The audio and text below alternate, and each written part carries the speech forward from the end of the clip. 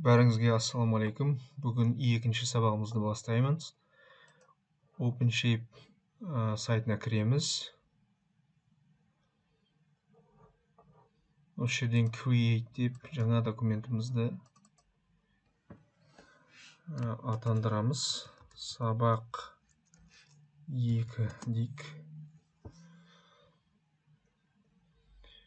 Бүгін екінші сабақта revolve функциясын түсіндіремін. Қазір көрсетемін. Бірінші өткен сабақта айтқанымдай 2D сурет саламыз. 2D сурет салу үшін мына жерде sketch plane дейді. Және чертеждің ненің үстінде чертеж жасайсыз, соны таңдау керек. Бұл жолы мен алдындағы dimension'ды таңдайын. Яғни доңғалық бірдеме сызайын. Шеңбер 60 қылайын диаметрі, содан кейін бүйтіп ортасынан бір сызық сызайын. Сызық сыздым, 2-ке бөлеміз. 2-ке бөлгеннен кейін revolve функциясын басамыз. Revolve функциясы бүйтіп айналдырады.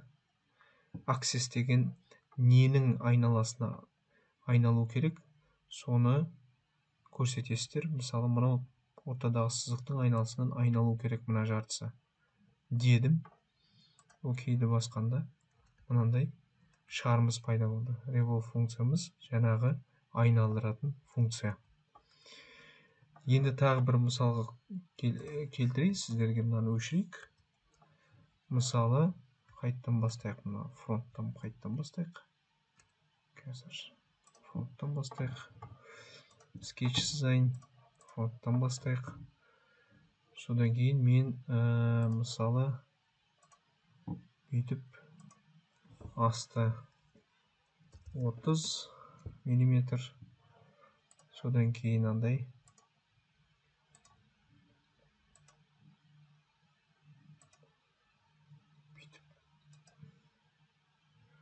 бір кесе сызбақшымын.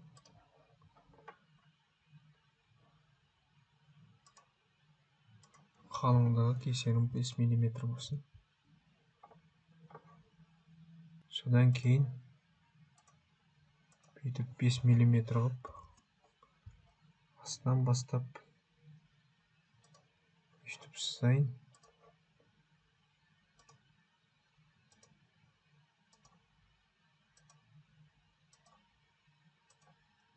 Үстіп.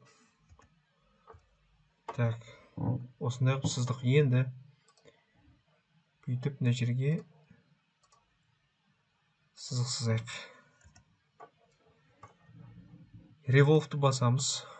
Содан кейін revolve автоматически көріңіз бе, уже сіз салған суретті біліп отырады.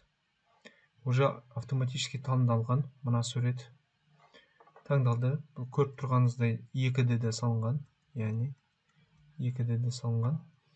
Сосын ненің жан-жағында айналу керек бұл? Мынау сызығымызды таңдаймыз. Сөйтіп окейді бассақ, мынандай тостақан пайда болды. Сонымен бүгінгі үйрететінім осы.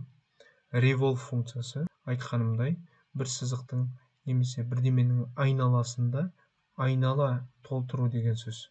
Жақсы, қош сау болыңыздар. Келесі сабақта кездескенше.